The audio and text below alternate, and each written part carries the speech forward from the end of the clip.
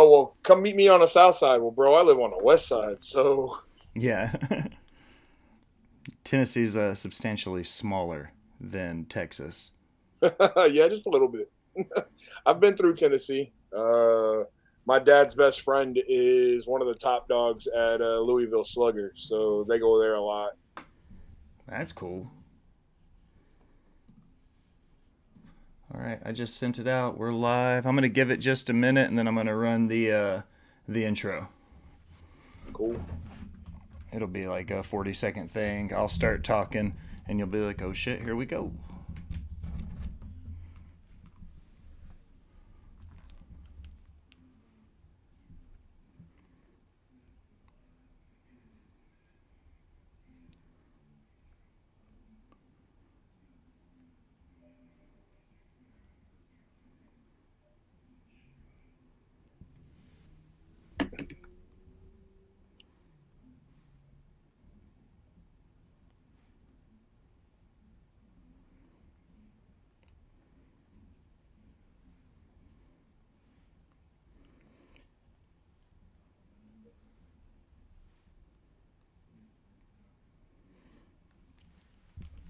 Sweet. I'm gonna hit the intro. We're gonna get rocking, man. I'll be back in about 40 seconds. Copy, copy.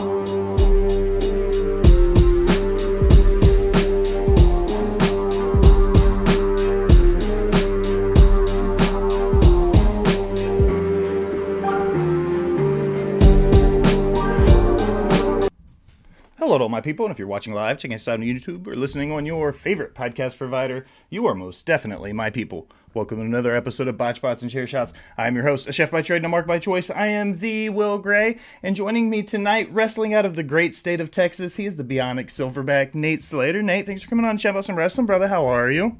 Man, thanks for having me, brother. I'm good. I'm good. It's been a day, but the work day is over, so I'm gonna sit back and we're gonna do this, and then I'm gonna go catch up on some. I'm gonna go catch up on Raw from last night and have some dinner with the family and call it a day. I just got done eating, and then I'm not a big NXT guy, so I don't usually tune in live. But since I'll be wrapping up with you, and it'll be on, I'll probably hop on and watch some NXT tonight. It kind of all falls in line, and it all hits it. But this is also my last stop for the day, and then it's nothing but relaxing after that. Yeah, I try to catch it the next day. So NXT not so much anymore. I lost a little bit of love for NXT when they did the rebrand. Um, I keep my eyes on a couple of people, but other than that, it's I got a 3-year-old out there running around, just so she she pretty much control everything. That's a great age. I also, when they switched over to the 2.0, it just wasn't my cup of tea anymore. I was a real big fan of black and gold. I'm sure we could probably spend hours talking about that, but this is about you, sir. One of my favorite questions, I always kind of started, it's an icebreaker. Growing up, I grew up in the American South. I was in Tennessee, so JCP country, the end of the NWA, early WCW. That's what I cut my teeth on as a wrestling fan. What did you grow up watching? What's some of your earliest exposures you remember? So my mom and dad did not let me watch wrestling. I was not allowed to watch it. Mom said I had too much of an anger problem, and she didn't want me using the moves on my little brother. It's amazing to me how many pro wrestlers I've met that have told me that now. They're just like, man, my mom and dad just didn't let it happen early.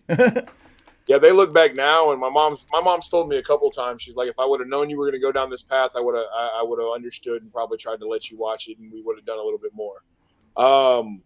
But I mean, hindsight's 50-50. I was still sneaking it in here and there. The great TVs with the recall button. So Saturday morning, getting up, trying to catch what you could, and then mom and dad's room opens, and you hit the recall button. Hopefully, you're right on the right channel. Um, First thing I really remember, um, I remember seeing stuff Saturday mornings, but the first thing that really sticks out, it was the WCW pay per view where I always forget the name of the pay per view. The three tiered cell. Hogan and Macho Man had to work their way from top to bottom with the Dungeon of Doom.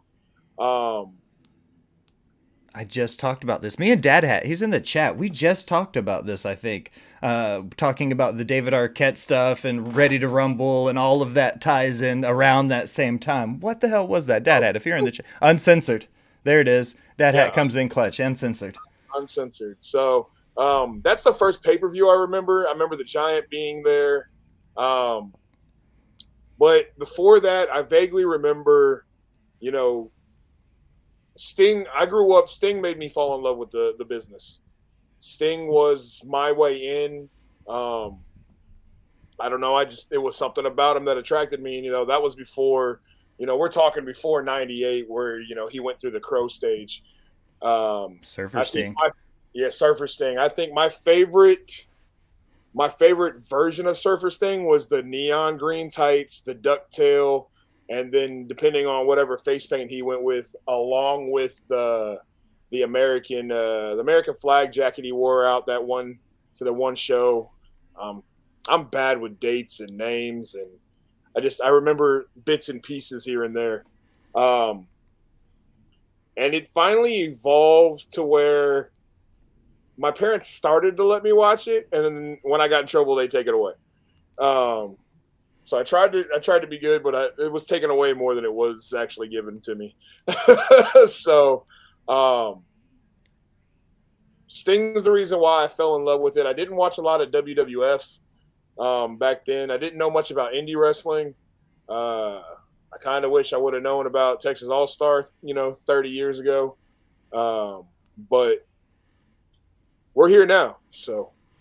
So as you grew, you got a you were done sneaking around. You finally were able to get to it. At what point were you like, okay, this is what I want to do now?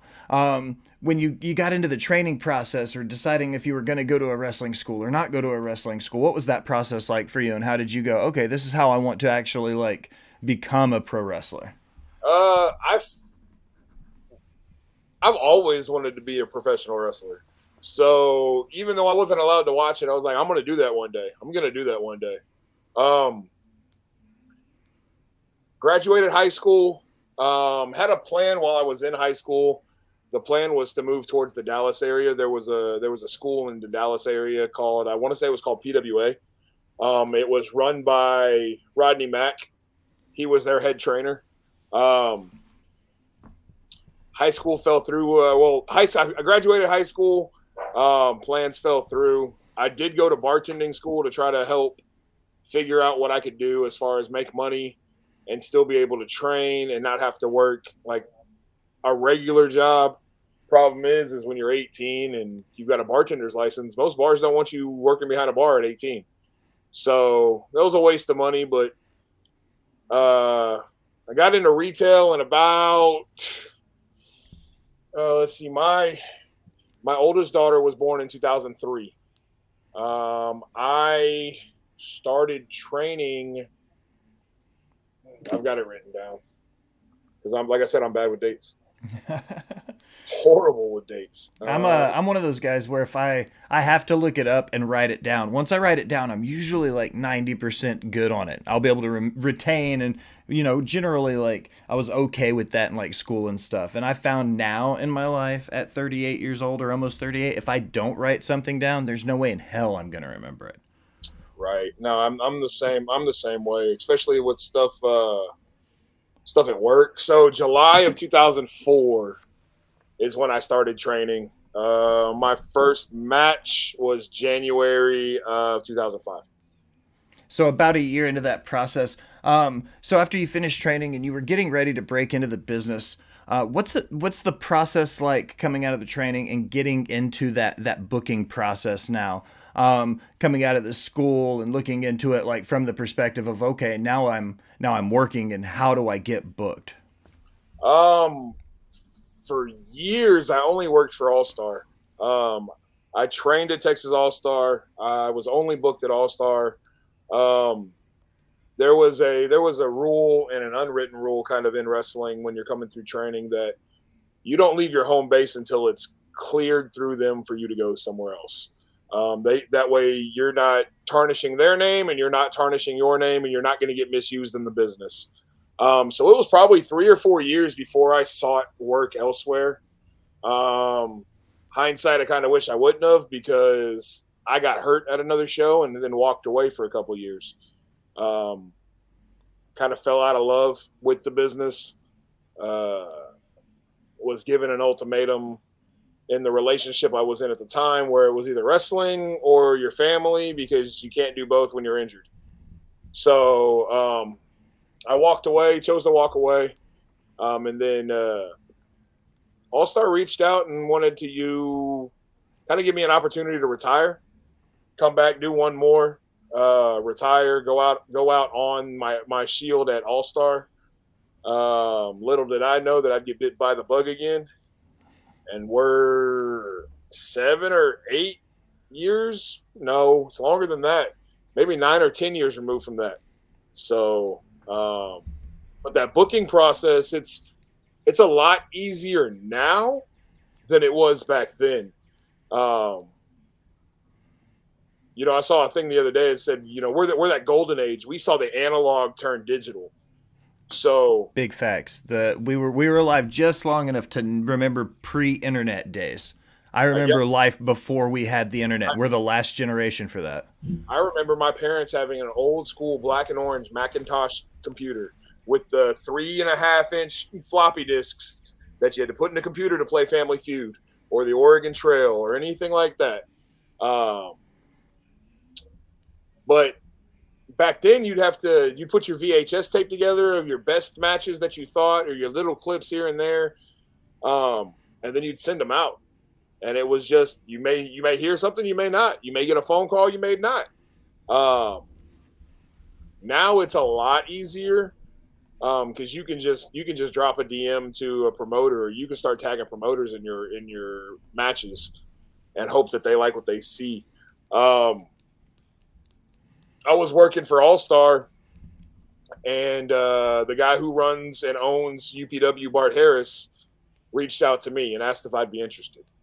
Um, he was starting a promotion, so I was definitely interested in getting more work. I was in love with the business again. So we went down there. Little did I know that his plan was to have me go over that night in the Battle Royal, which made me their inaugural UPW Heavyweight Champion. Um, Held the belt for just what 1 day shy of 2 years. Granted, a lot of people like to give me a lot of shit because that was during some of that was during COVID. But at the end of the day, if they'd have showed up at my door, I'd have defended the damn belt. So the belt was still with me. It was still mine. So I'm still holding on to that. So, kind of looking at UPW, you and I we were chatting right before we hit the live button. You and Jason Sullivan, y'all had a huge grudge match. Let's kind of pull the curtain back just a little bit here. When you're building the story that involves such huge chunks both in the ring and outside the ring. We talked about how this led to Chevy getting his head shaved by the Mayhem Mafia. When you have so many layers like an onion to this story and how big it was, what was it like just having a chance to be a part of such a cool story? Man, that story, I love that story because it gave me what I call my little stone cold moment. I was able to drive my vehicle into the fire station, hop out my truck, and Jason got out the ring, and we went toe to toe until he took off. Um, wasn't scheduled to be there that night, but we had a little bit of a story to tell to shock the fans, to bring that extra to it. Um, Telling stories is my favorite part of wrestling. Um, it's something that I wish I knew more in the very beginning of my career, and it's something that I'm trying to impart to the younger guys as they're coming up. Is The moves are great. You can get out there and you can do all that flippy bullshit, but what does it mean? You have to have If the emotional investment too, if, right? if you hit a 450 and the crowd is dead because you hit a Phoenix Splash right before it, and I can make them pop off of a clothesline, there's more to it. So everything's got to tie in to tell that story. Um, So just still talking about the Jason Sullivan match. I read an article about it when I was doing my due diligence. I was telling you about it beforehand. The article said that the fans were so invested that security were holding fans back from climbing over the barricade. That's some 1970s Tulsa, Oklahoma shit right there. You don't see that kind of like old school heel heat anymore. Looking at it from your perspective, wrestling in Texas, do you still get that old school like Texas territory, WCCW, Von Erichs? Is Texas territory wrestling still alive and well now? for the most part, a lot of guys travel the territories. There's lots of guys that are four or five companies in Dallas, four or five companies in San Antonio, four or five companies in Houston. Texas is a melting pot right now. I would say Texas is probably the hot spot that you want to be in. You want to be wrestling in Texas right now. It took a while to get there, but it seems like everybody's on fire here in Texas. So the territory days, yeah, I believe they're very much alive in Texas. You just mentioned it a little bit. I love it when my guest gives me good segues. It makes my life so easy. One of my biggest things is, especially in Tennessee, Tennessee's got that rich Southern history, Southern pro wrestling. I jokingly call it a lot on my social medias because when you see that kind of like the fans still shake their hands and yell, Southern fans are very vocal. Do you see that in Texas as well? Where if you go to Dallas and work, or if you work in Houston or work in San Antonio, you said you could live in Houston and still be an hour from Houston, right? Like, do the fans change from city to city as much as they do this far east into the southeast? Um, do they change as in how? Let me Uh, ask you that. Well, like for instance, if you go to Philadelphia, it's going to be a very vocal crowd. You go to the 2300s, you see the Philly fans, they're going to expect a certain type of wrestling. If you go to Raleigh, North Carolina in the Jim Crockett promotions, they're going to expect a style of wrestling. Would you say there's a style of wrestling in Texas that's expected from the fans? Yes, yes, definitely. And even amongst the promotions, Texas All Star Wrestling is more family based, more family oriented. We do get a little crazy, but UPW is more like 80s, so a lot more of the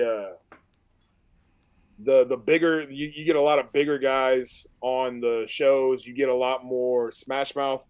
Um, but I mean, for me, my style doesn't change where I'm at.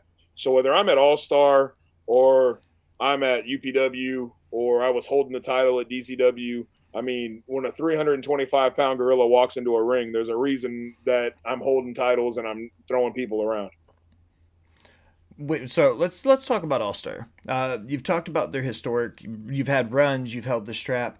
Humble Rumble right around the corner. What's the energy level like in the locker room when you guys are preparing for such a big show? Number 30. Being that the Humble Rumble is Texas All Star Wrestling's WrestleMania. It is Nice. our WrestleMania for the year. Um, there's not another indie company that's been running for 30 years.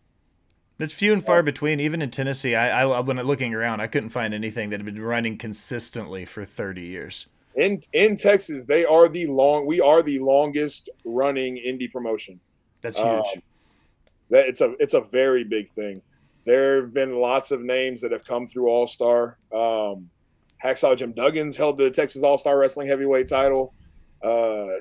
Uh, Hernandez has held the Texas All Star Wrestling Heavyweight title. The Necro Butcher has held it. So I mean, there's been some names that come through it. I mean, I've held it twice, but uh, as far as the locker room, everybody, this is the show everybody wants to be on. And then there's one more that we have coming up this year that everybody's dying to be on. But this is our biggest show. So So talking about that, you've held the strap, the world's title, the heavyweight title. There's something special about that. No matter where you work, when you get that call and they're like, "Hey, you're the guy. We're putting the rocket on your back. You're gonna go to the moon." What was it like for you when you got that call for the first time and they were like, "Nate, you're our boy now. We're gonna put the belt on you, man."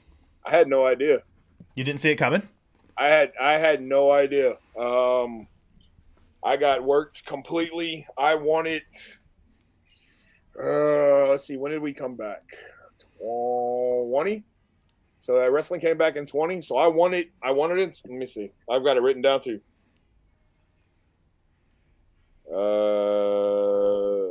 Let's see.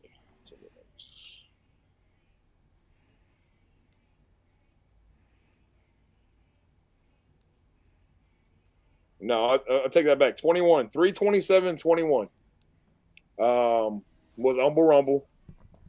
Because we just came out of COVID, they went ahead and wiped all the belts clean, restarted, and the winner of the Humble Rumble would be the Texas All Star Wrestling Heavyweight Champion.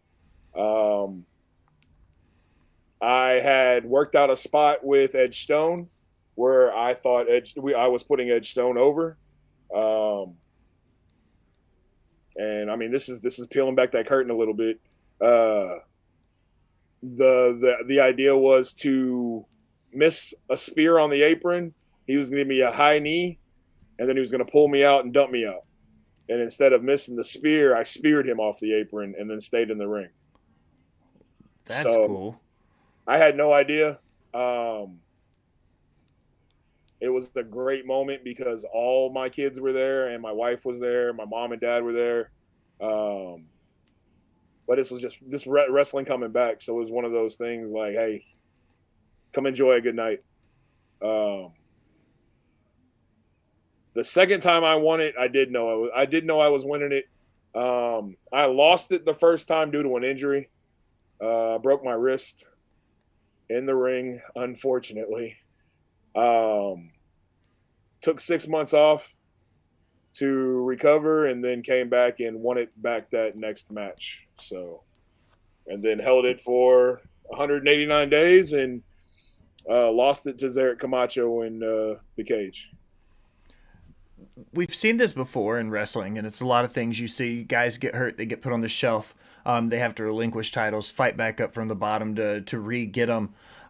Mental health is one of those things. It's never easy to talk about, but it's kind of it's a simple, not a simple question. Like when you're hurt and you're fighting back from injury, what was that like for you to be able to come back successfully and then reclaim that title again? Because you've had from my research, like you had the wrist and you had one other injury, right? That left you out for a little more than the 6 months, right?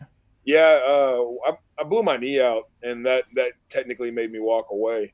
Um, I never had it fixed. I never had it repaired. I just kind of worked around it, kept it braced up for hell. I was in a brace probably for 3 or 4 years. Um, Knees are tough too, man. Like they never, even with surgery, sometimes they don't fully recover. I've had one repaired, and then I got one that when I'm done, I'll have it looked at to see where we're at and what I need to do. But I mean, I've already missed 6 months. My time clock is not getting any longer. I've got a deadline for myself. I've got an end game for myself, and God willing that uh, I get to make that end game. If I see if I experience another injury, then we'll reevaluate me and my wife at that point and go from there. But I'm glad you mentioned mental health because when you're sitting at home and you can't work your shoot job, you're collecting. Thankfully, I had a short-term disability, so I was able to collect 60% of my check. Um, but I mean, I paid out of pocket. Thankfully, I had insurance. Out of pocket, I paid $1,500 for the surgery. Um, so I mean, mental health. It was hard. I struggled. I wasn't sure if I'd ever get back, especially once they took the cast off. Um, they took the cast off. They pulled. Uh, no, they took the cast off, and I still had a pin in my wrist because it still wasn't. It still wasn't healed all the way. So then they put me in a hard brace for another 4 weeks, and that's still, for that other 4 weeks, I still wasn't able to do very much. Um, took the pin out. One of the most painful things I've ever experienced. Uh, and then started rehab. And then when you start rehab, I mean, it's crazy when you've got your hand, and doing this is one of the hardest things to do. I mean, I couldn't even touch them. And when you can't touch them, you're like, am I ever going to get back? What am I going to do? What am I going to do if I can't work with my hands to provide for my family? What am I going to do for work? So then my mental health started to struggle there. And thankfully, I have an amazing woman beside me, because she drugged me through that and held me up and said, "Hey, we're going to get through this. You're going to figure it out. You're tougher than you fucking are. You're thinking right now. So get through it. Do what you got to do." And I wound up coming back actually faster than they were actually projecting me to come back. I That's probably could have fantastic. started. I probably could have started wrestling again in January or February, but I wanted to make sure my wrist was ready to go, so we pushed it off till March. Uh, but yeah, no, mental health is very important. Everybody struggles with it, and I mean, it's a good thing for everybody to talk about. So Well, I appreciate it. And that stuff's not easy to talk about too. In my intro, I say I'm a chef by trade and a mark by choice, and that was because for 15 years I'd been an executive chef, and then I had a cancer diagnosis that took me out of a kitchen, and that's how I ended up in the wild world of professional wrestling journalism, was because of that. And it's one of those like weird blessings, because had I not gotten sick, I'd still be slaving away 80 hours a week in a kitchen somewhere, not doing what I'm happy doing now. Uh, on the positive side of it, one of my favorite analogies that I've always heard was when a wrestler turns something in the ring up, they turn it up to 11, and that could be anything from an attitude to something from their real life to, lyrics from a song. Something allows them to turn their character work up to 11. What part of your everyday life does the Silverback Nate Slater turn up to 11? oh man, well,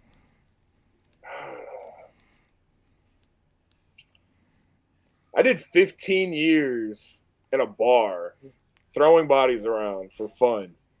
Uh, So it's more than just a gimmick. it's You're real life, Silverback.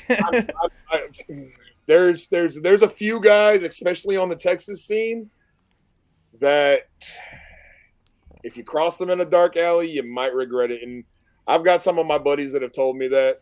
I've got a couple of my buddies that have come out to the bars that I used to work at and seen me actually put in work. Um, but turning it up to 11, I'm trying to think. I try to kind of stay on that level. I don't go all the way to 11, but I'm Kind a of a you don't have to get ready if you stay ready mentality. yeah. I try to tell people I'm an asshole, true and true. You'll get some people that like the fact that I'm an asshole, or they don't like me. There's that saying that you're gonna have people that like me and people that don't like me, and they're gonna tell you why they don't like me, and we're gonna tell you why they do like me. Believe them both, because they're both right. Normally, I'm easy to get along with until you cross me, and then once you cross me, I could be done with you quickly. So that's not to toot my own horn. It's just I kind of walk away.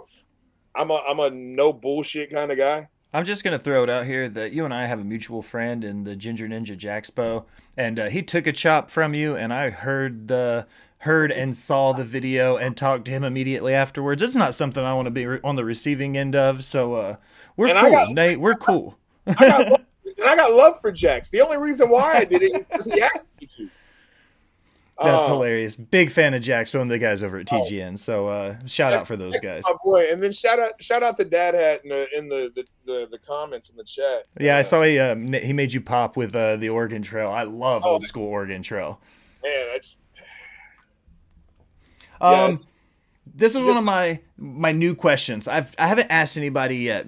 So you're my trial. You're my guinea pig here, Nate. oh, Um, all right, you've been in the ring as long as you have been. Um, Two-part question. Do you remember match one? The day you stepped in the ropes, the bell rang for the first time as a pro wrestler. And then the follow-up to that is, if you could go back to that night behind the curtain in Gorilla, what would you tell rookie Nate?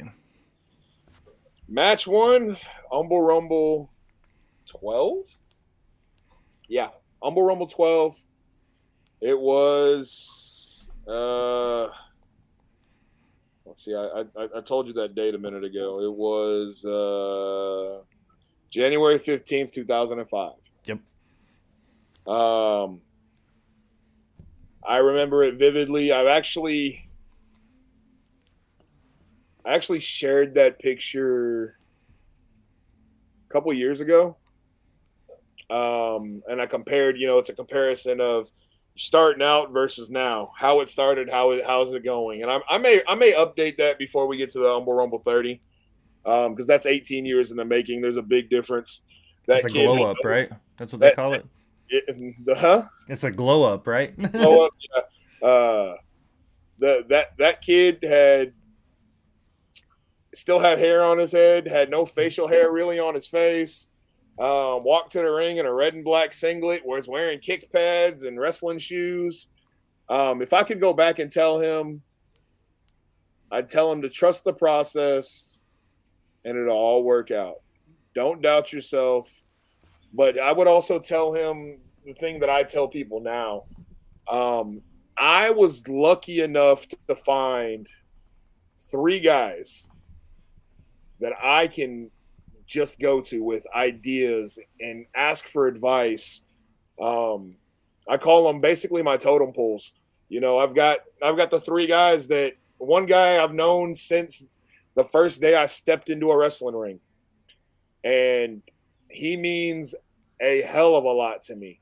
Hell, he'll come to a show into the back just to watch me work. He's retired. He doesn't really work anymore.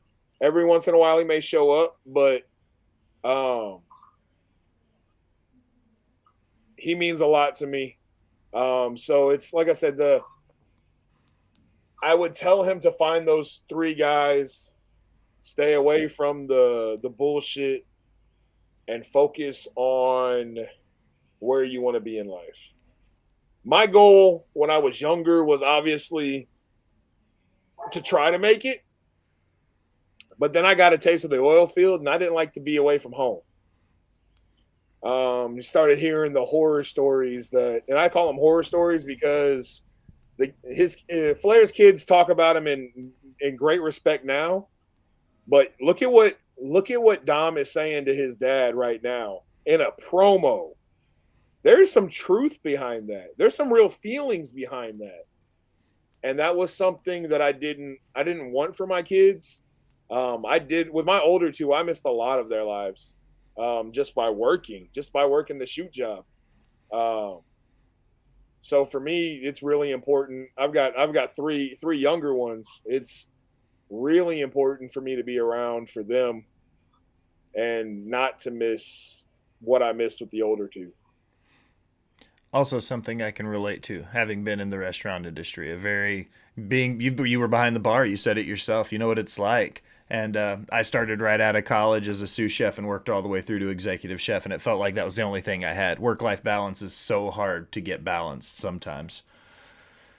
Well, Nate, I think we did all the damage we could do for one night, but I can't let you off that easy. But I there's always more. There's always a little more. I always end all of these things with 5 random questions. I've got your 5 queued up and ready to go. You ready to knock them out? All right, let's go. Question number 1. Does pineapple belong on pizza? Fuck yes. You think so? Fuck yes. It's a staple in my house. If it's Pineapple and bacon on a pizza. So if it's pizza night, you guys are at least getting one pineapple and bacon pizza then. Yep, my kids love it. All right. If you're on the road, what's your go-to fast food spot? Oh, go to Checkers. Good burger. Good burger, and the fries are fucking amazing. Allison, the producer for the show, says yes to pineapple on pizza. Fuck yes. What's the best? See, Will. What's the best movie you've seen recently? Ooh, recently, It doesn't have to be new. It could just be something you've watched recently that you're like, shit, that was a banger. I'm a fan of Wakanda Forever. Huge. Loved that movie. So I'm just gonna say I'm a big fan of M'Baku. The Gorilla King really resonates with me. Well, Yeah. I don't know if you can see all the gorilla stuff behind me, but I've got.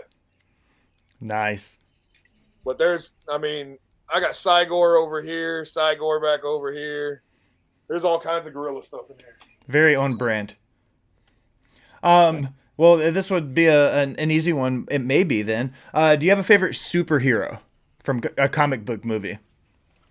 Hero? Has to be a hero? It doesn't necessarily have to be a hero. It could be a villain. It could be kind of the anti-villain. Who is your favorite comic book character? How about that?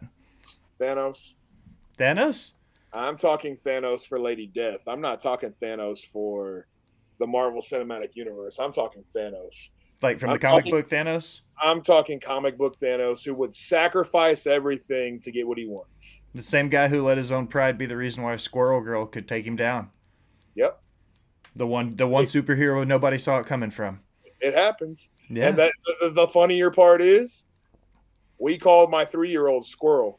So that's actually fantastic. He's that one. All right.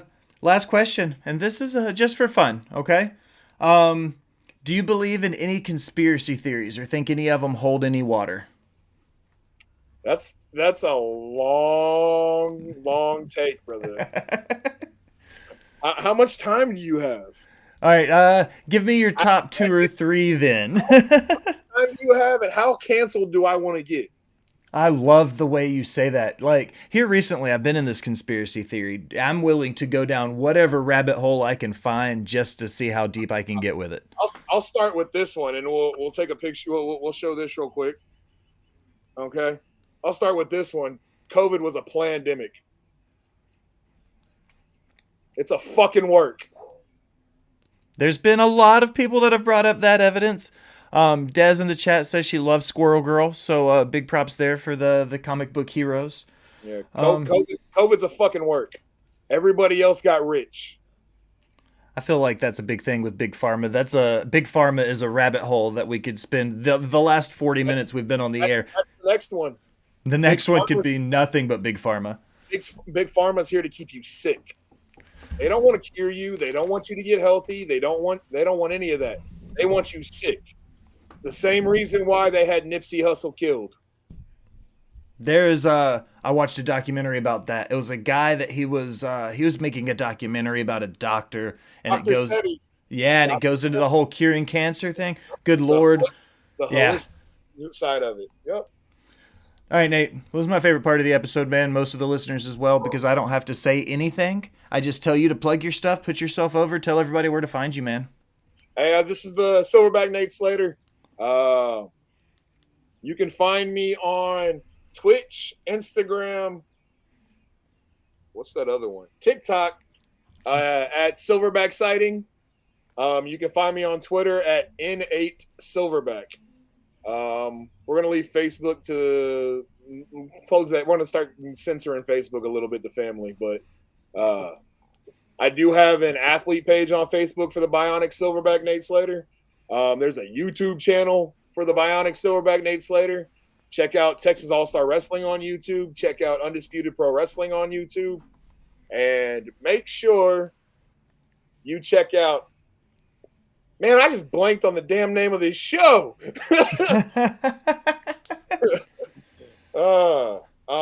And so where are we at? Come on, give it to me, because I blanked. The next show? Humble Rebel 30?